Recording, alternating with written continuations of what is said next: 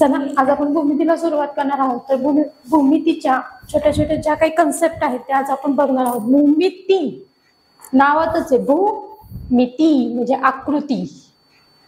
बिंदू पहिल्यांदा काय येतो रे? बिंदू. बिंदू म्हणजे काय? एक बिंदू. हा काय झाला? बिंदू. हा पण काय झाला? बिंदू. हा पण काय झाला? बिंदू. या बिंदूपासून काय काय तयार होतं हे आज आपण इथे शिकणार आहोत. पहिल्यांदा बिंदू म्हणजे काय? एखादा कुठलाही बिंब, ह्याला काय म्हणतात? बिंदू असे म्हणतात. कुठलाही डॉट ह्याला काय म्हणतात? बिंदू असे म्हणतात. कुठेही द्या, हा काय? एक बिंदू आहे. या बिंदूपासून काय काय होतं ते आज आपण इथे बघणार आहोत. पहिल्यांदा तयार होती रेष. बघा, एक बिंदू आहे, त्याच्यापासून मी एक रेष तयार करू शकते, बरोबर? रेषा म्हणा, काय म्हणतो आपण? रेषा. एक बिंदू आहे, त्याच्यापासून मी सरळ एक तयार झाली तर ती काय होती? रेषा. काय होती? रेषा. पण ह्या रेषेच्या दोन्ही साईडला काय आहेत रे? टोक आहे का? काय आहे? टोक. म्हणजे दोन्ही टोकांकडे अमर्याद असणारी आकृती म्हणजेच काय आहे? रेषा. आकृती आहे पण अमर्याद आहे. अमर्याद आहे म्हणजे काय होतीये की आकृती काय होतीये तुमची? वाढत वाढत वाढत वाढत जाणार आहे. इकडे बी वाढणार आहे, इकडे पण वाढणार आहे. जेवढी इकडे वाढती तेवढीच तिकडे वाढणार आहे, किंवा इकडे वाढणार आहे, इकडे नाही वाढणार. ह्याला काय म्हणतात? रेषा. काय म्हणतात? रेषा. बघा, एक बिंदू आहे, त्याच्यापासून मी अशी रेषा मारली, त्याला दोन्ही साईडला मी काय काढले रे? टोक काढल्या. म्हणजे बघा, दोन्ही टोकांकडे अमर्याद हे जे टोक असतात ना, म्हणजे ही कुठवर सुद्धा वाढत जाऊ शकते. ही अशी पण वाढत जाऊ शकते, ही अशी पण डावीकडे पण जाऊ शकते, उजवीकडे पण जाऊ शकते, कुठेही जाऊ शकते. वाढत वाढत वाढत वाढत कुठेही जाऊ शकते. ह्याला काय म्हणतात? रेषा असे म्हणतात. काय म्हणतात? रेषा असे म्हणतात. काय म्हणतात? रेषा असे म्हणतात. दोन्ही टोकांकडे अमर्याद असणारी आकृती. अमर्याद असणारी आकृती दोन्ही टोकांकडे, म्हणजे हे टोक घ्या, हे टोक घ्या, या दोन्ही टोकांकडे अमर्याद असणारी आकृती म्हणजेच काय आहे? रेषा आहे. आकृती आहे पण कशी? अमर्याद. त्याला कुठलीही मर्यादा नाही. दोन्ही साईडला काय आहेत? टोक आहेत. आहेत ना, डावीकडे पण आहे, उजवीकडे पण आहे. अमर्यादपणे ते काय होती? वाढत चालली. म्हणून ह्याला काय म्हणतात? रेषा असे म्हणतात. पुढे त्याच्या पुढचा पॉइंट काय? किरण. काय येत आहे? किरण. हा बिंदू असाच आहे आणि इकडं काय दाखवलंय त्यांनी? टोक दाखवलं.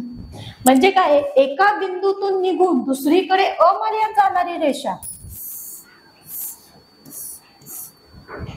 एका बिंदूतून, हा जो बिंदू आहे त्याच्यापासून सरळ वाढत जाणारी आणि टोक दाखवलंय त्यांनी. म्हणजे ती इथून कितीही वाढू शकते, तिला मर्यादा नाही. पण एका बिंदू मध्ये एकाच साईडने वाढणार आहे. आपण जेव्हा रेषा बघतो तर रेषा दोन्ही साईडने वाढते. दोन्ही साईडने काय वाढते? रेषा. तर किरण हा फक्त एका साईडनीच वाढतो, तो डावीकडून असेल किंवा उजवीकडून असेल. आता इथं त्यांनी काय केलंय?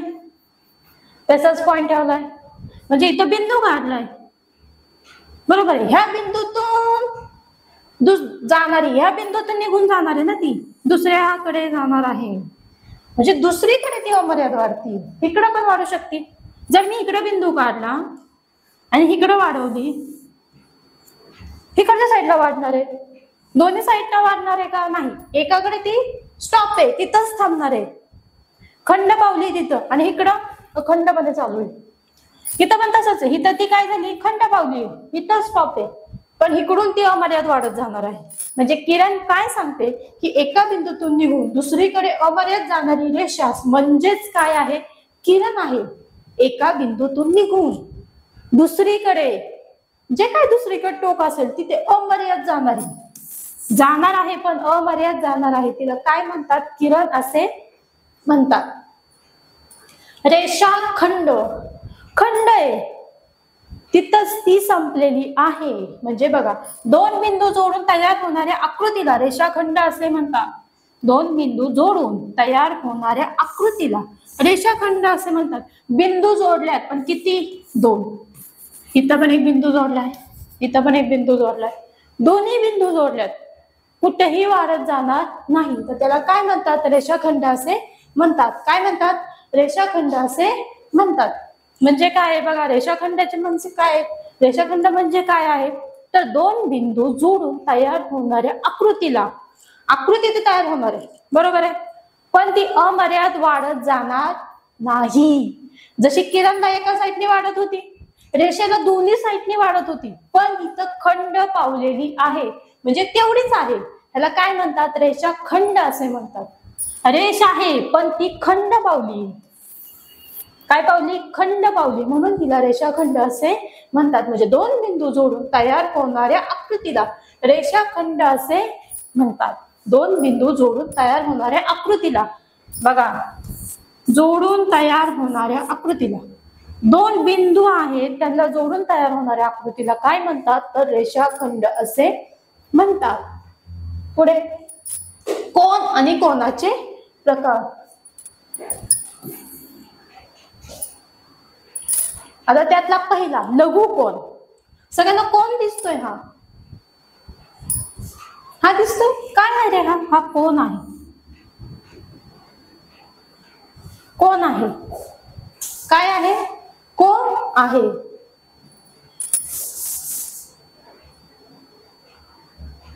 काय आहे? कोन आहे. आणि हा लघु कोन आहे. लघु म्हणजेच काय? लहान. लघु म्हणजेच काय? लहान.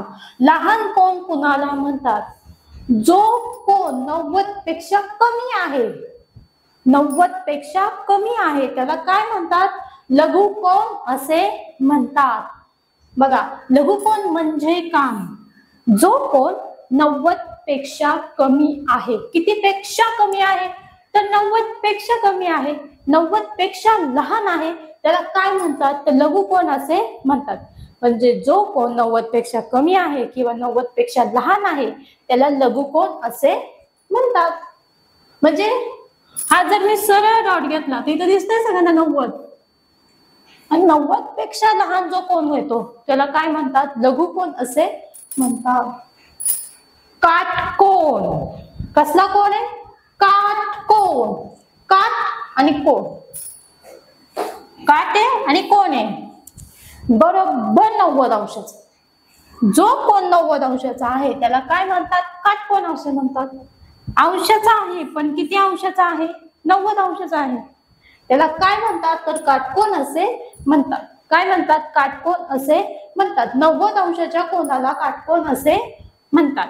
बघा, लघु कोन, जो कोन 90 पेक्षा कमी आहे, लघु कोन, जो कोन 90 अंश आहे त्याला काटकोन असे म्हणतात. विशाल कोन. कोन आहे पण कसा आहे? विशाल आहे. म्हणजे तो 90 पेक्षा कसा असणार आहे? मोठा.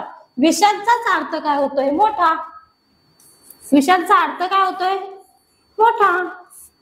जो कोन 90 पेक्षा मोठा आहे त्याला काय म्हणतात? विशाल कोन असे म्हणतात. म्हणजे 90 सोडा 90, 95 जरी असला तरी तो कसला कोन झाला? विशाल कोन. 100 असला की विशाल कोन. 120 असला की विशाल कोन. 90च्या पुढे जसा जसा कोन वाढत जाईल त्याला काय म्हणतात? विशाल कोन. हो का? 90 अंशाचा काटकोन. जसा जसा जसा जसा कोन वाढत जाईल तसा विशाल कोन, आणि जसा जसा जसा कमी होत जाईल तसा लघु कोन. बरोबर 90 अंशाचा कोन आहे. त्याच्यापेक्षा टप्प्याटप्प्याने खाली गेला तर लघु कोन. सरळ कोन 90 अंशाचा, आणि इकडच्या साईडला वाढत गेला तर 90 पेक्षा पुढे गेला तर विशाल कोन. त्रिकोण. आता त्रिकोण. त्रिकोण म्हणजे काय? त्रिकोण एक 3 बाजूने बंद असलेली अशी आकृती आहे. बघा, हा त्रिकोण आहे, पूर्णपणे तिन्ही बाजूंनी बंद असलेली बंदिस्त आकृती म्हणजेच काय आहे? तुमचा त्रिकोण आहे. तिन्ही बाजूने आहे पण कसा आहे? बंदिस्त. त्याला काय म्हणतात? त्रिकोण असे म्हणतात. बघा, 3 बाजू आणि 3 कोण असतात. 3 बाजू असतात. 1 2 3. किती बाजू आहेत? 3. कोण बघा, 1 2 3. सर्व कोनांचे माप 180 असते. त्रिकोणाचे शिरोबिंदू त्रिकोणाचे नाव लिहिण्यासाठी वापरले जातात. म्हणजे हे काय शिरोबिंदू आहेत? AB, CA हे काय करतात? त्रिकोणाचे नाव लिहिण्यासाठी वापरले जातात. सर्वात लहान बाजू लहान कोनाच्या विरुद्ध असते. सर्वात मोठी बाजू सर्वात मोठ्या कोनाच्या विरुद्ध असते. 3 शिरोबिंदू आहेत. 3 बाजू 3 कडा असतात आणि 3 कोन तयार होतात.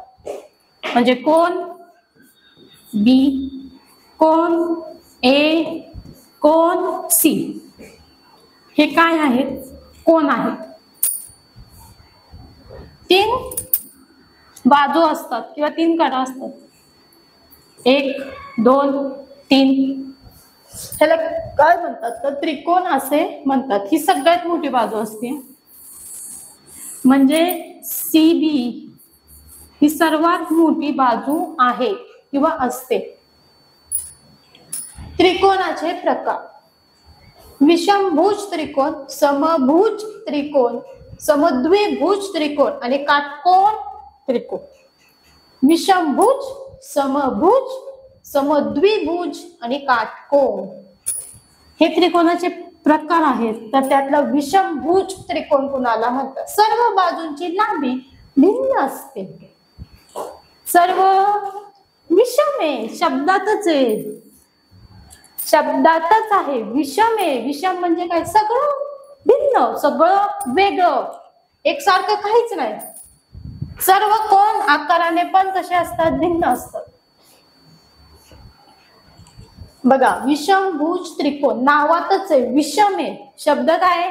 विषम आहे. म्हणजे त्याच्यामध्ये सर्व गोष्टी कशा आहेत? भिन्न आहेत. नावातच आहे ना विषम, म्हणजेच काय येतं? भिन्न. तुम्ही कुठलीही गोष्ट घ्या तर त्याच्यामध्ये ती पूर्णपणे वेगळी आहे, म्हणून त्याला विषमभुज त्रिकोण असे म्हणतात. सर्व बाजूंची लांबी ही काय लांबी असेल ती सगळ्यांची भिन्नच असते.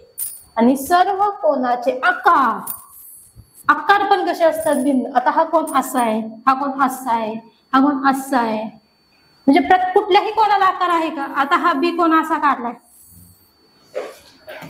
हा असा बी कोण काढलाय. सी कोण कसा काढलाय? थोडासा बारीक काढलाय त्याच्यापेक्षा. म्हणजे कुठल्याही कोणाला आकार सारखा नाही. आणि सर्व बाजूंची लांबी ही पूर्णपणे वेगळी आहे, म्हणजेच भिन्न आहे. म्हणून ह्याला काय म्हणतात? विषमभुज त्रिकोण असे म्हणतात. विषम आहे, नावातच आहे, सगळं काय आहे? भिन्न आहे. समभुज नावातच आहे, सम. विषम म्हणजे विषम संख्या, सम म्हणजे समसंख्या. सर्व 3 बाजू समान लांबीच्या असतात. ज्या काही बाजू आहेत त्या कशा लांबीच्या असतात? समान. नावातच आहे, दिसतंय ना, नावातच आहे. समभुज त्रिकोण. सम म्हणजे समान, समान मापाच्या, सारख्या आकाराच्या. सम म्हणजे कसे? समान, सारख्या आकाराच्या. म्हणजे 3 बाजू समान, लांबी समान, 3 कोन समान, आकार पण समान. म्हणजे प्रत्येक कोनाचे माप 60 अंश असते. बघा, A 60 अंशाचा आहे, B 60 अंशाचा आहे, C 60 अंशाचा आहे. बाजू AB बाजू समान आहे, BC बाजू समान आहे, AC बाजू पण काय समान आहे. AB समान आहे, BC समान आहे आणि AC समान आहे. म्हणजे ह्या 3ही बाजू काय आहेत? समान आहेत. आणि 3ही कोन पण कशा आहेत? समान आहेत. म्हणून त्याला समभुज असे म्हणतात. समभुज नावातच आहे, सम म्हणजे समान.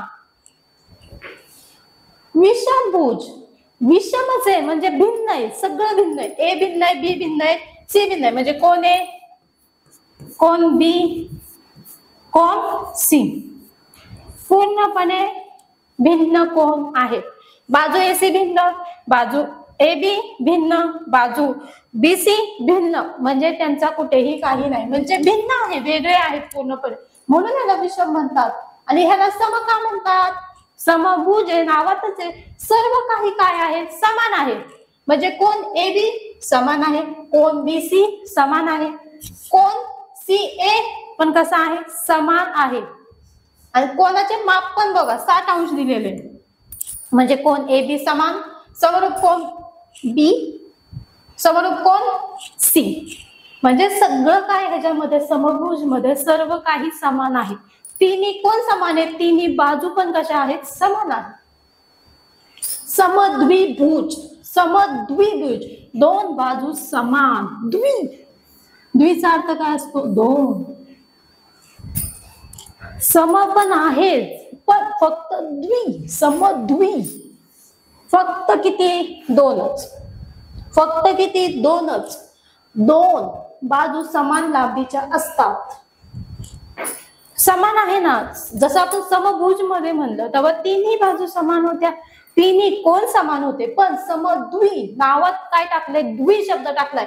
सम आहे, समभुज आहे, पण मध्ये शब्द काय आलाय, द्वि आलाय. द्वि म्हणजे फक्त किती, दोन. द्वि म्हणजे फक्त किती, दोन. दोन बाजू समान लांबीच्या असतात. दोनच बाजू समान लांबीच्या असतात. दोन समान बाजूंच्या विरुद्ध दोन कोण समान असतात. काय असतात, दोन समान बाजूंच्या विरुद्ध दोन कोण समान असतात. दोन समान बाजूंच्या विरुद्ध कोण समान असते. ह्याच्या विरुद्ध ही बाजू ह्याला समांतर. बघा AB कोणाला समान आहे, AC आहे. आणि ह्याच्या विरुद्ध कोण, ह्याच्या विरुद्ध कोण येणार आहे, हाच येणार आहे. काटकोन त्रिकोण. काटकोन आहे, मी मगाशी सांगितलं काटकोन सरळ आहे, 90 अंशाचा असतो. काटकोन 90 अंशाचा असतो, मगाशी शिकलो. म्हणजे एक कोण किती अंशाचा असतो, 90 असतो. आणि काटकोनाच्या विरुद्ध असलेली बाजूला कर्ण म्हणतात. हा 90 अंशाचा आहे, बरोबर. ह्याच्या विरुद्ध बाजूला म्हणजे ह्याच्या समोर असणाऱ्याला काय म्हणतात, तर कर्ण असे म्हणतात. काय म्हणतात, कर्ण असे म्हणतात.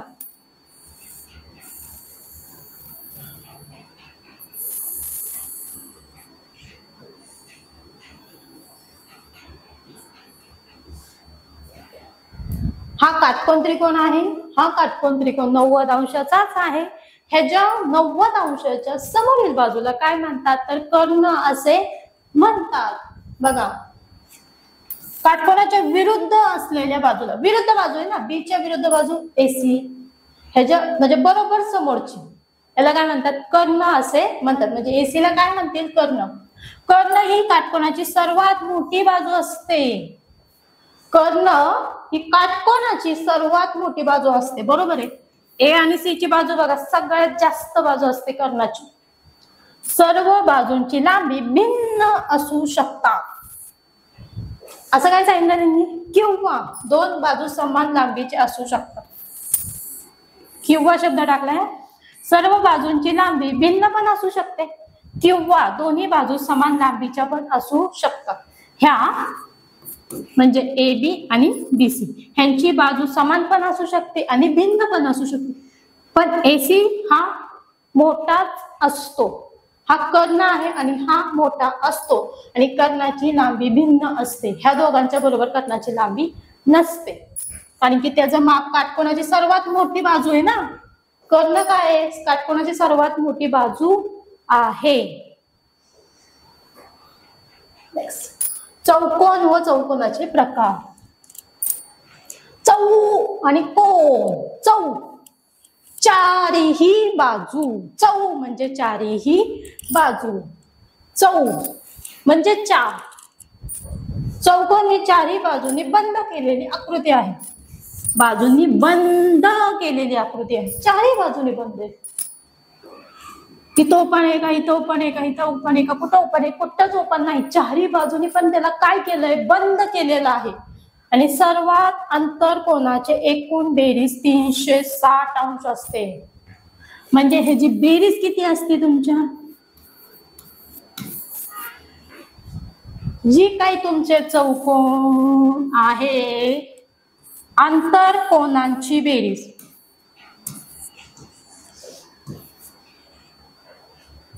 आता तुम्ही मला सांगा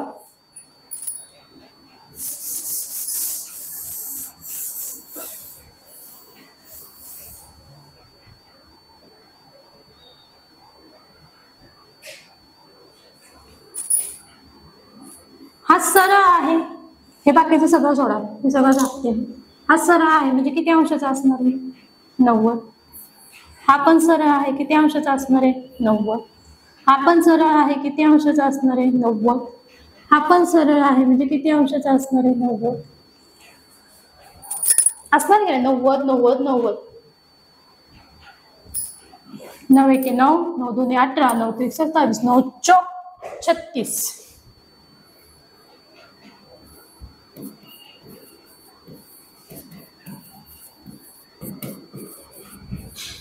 नौ एके 9, 9 दुने 18, 9 त्रिक 27, 9 चौक 36.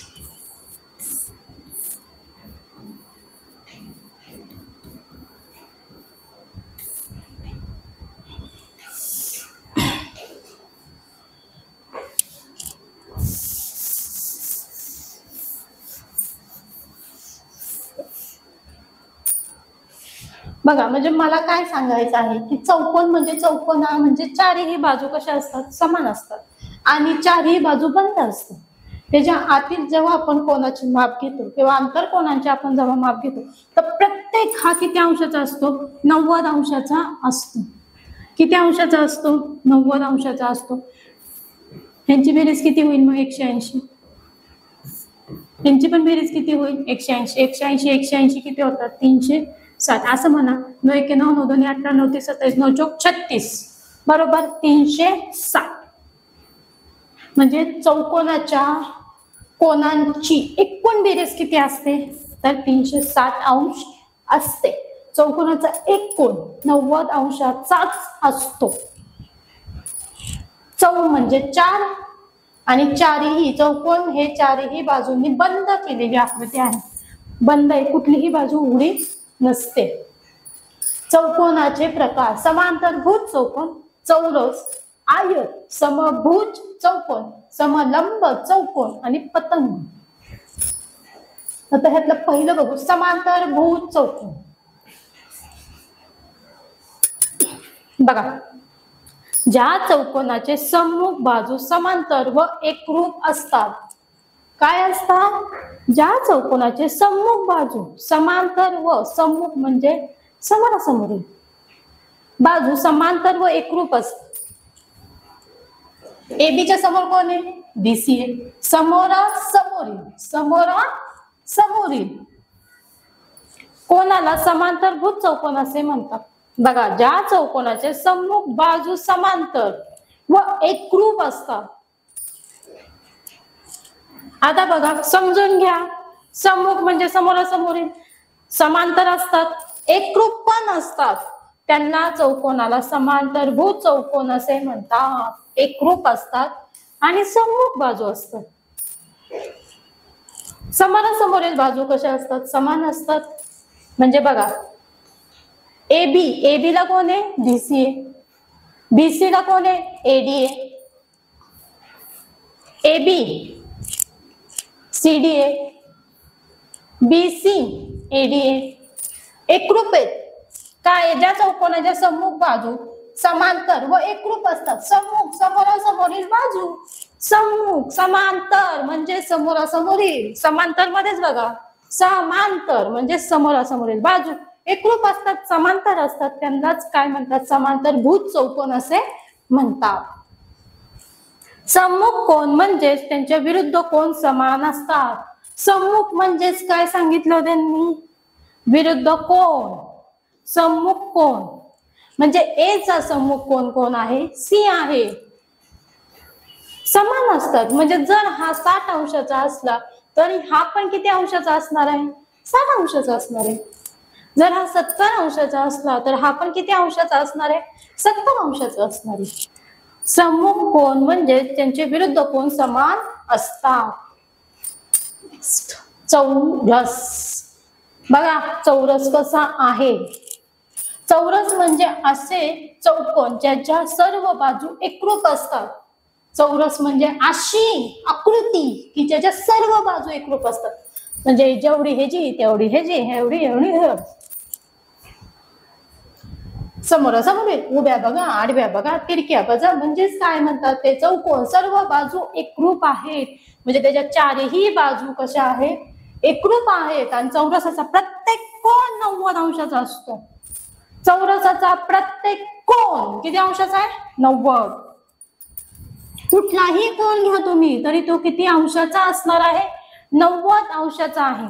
बघा आता एबी आहे, एबी ला समांतर बीसी आहे, बीसी बीसी ला समांतर एडी आहे, एडी ला समांतर एडी. बघा एबी समांतर बीसी, सीडी समांतर एडी. येते ना, एबी समांतर बीसी, सीडी समांतर एडी. एबी पण आहे त्याच्यातच. म्हणजे काय, चौरस म्हणजे असे चौकोन की त्यांच्या सर्व बाजू एकरूप असतात. सर्व बाजू एकरूप असतात. आणि चौरसाचे प्रत्येक कोन किती अंशाचा आहे, 90 अंशाचा आहे.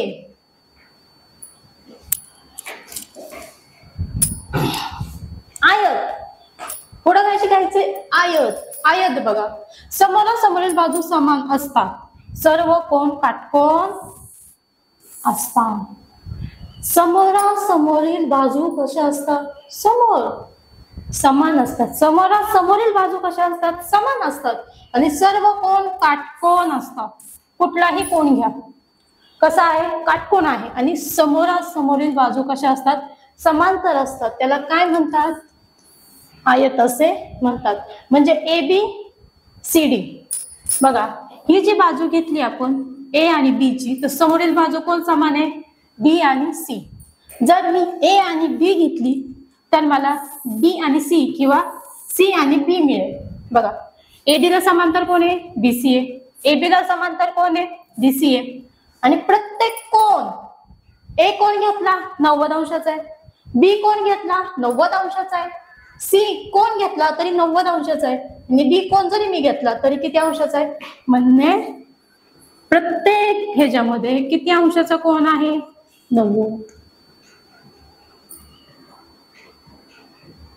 किती अंशाचा कोन आहे, 90 अंशाचा कोन आहे. आयत समोरासमोरील बाजू समान असतात. आयताच्या समोरासमोरील बाजू कशा असतात, समान असतात. त्याला काय म्हणतो आपण, आयत म्हणतो. आणि सर्व कोन किती अंशाचे असतात, तर 90 अंशाचे असतात.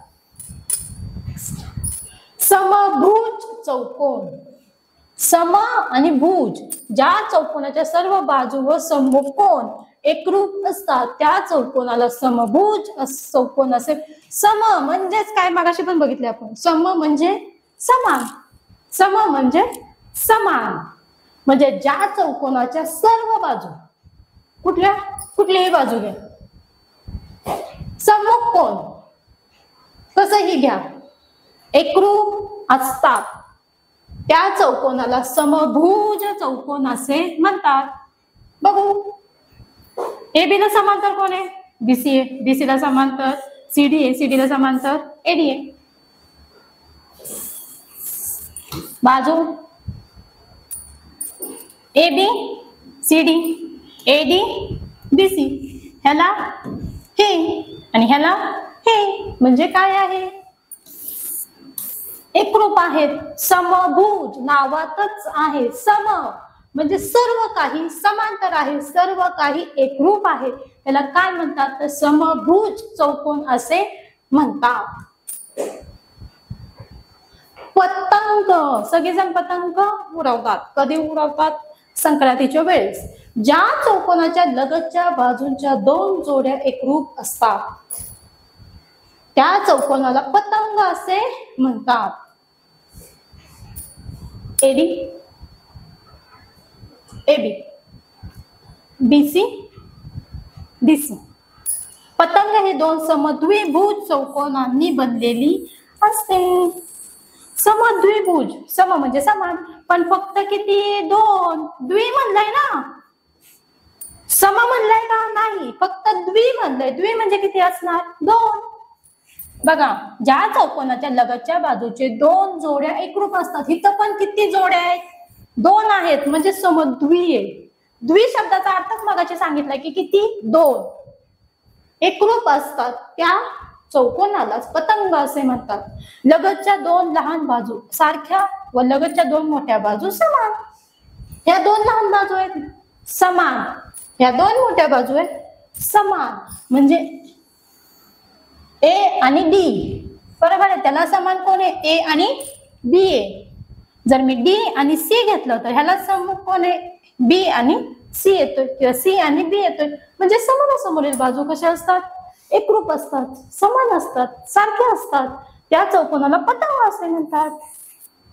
ज्या चौकोनाच्या लगतच्या बाजूच्या दोन जोड्या एकरूप असतात त्या चौकोनाला पतंग असे म्हणतात. लगतच्या दोन लहान बाजू असतात आणि लगतच्या दोन मोठ्या बाजू समान असतात. लहान बाजू पण समान असतात, ज्या काही मोठ्या बाजू आहेत त्या पण समान असतात. आणि पतंग हे दोन समद्विभुज त्रिकोणांनी बनलेले असते.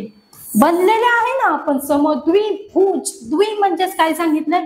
दोन, आणि सम म्हणजे सारख्या.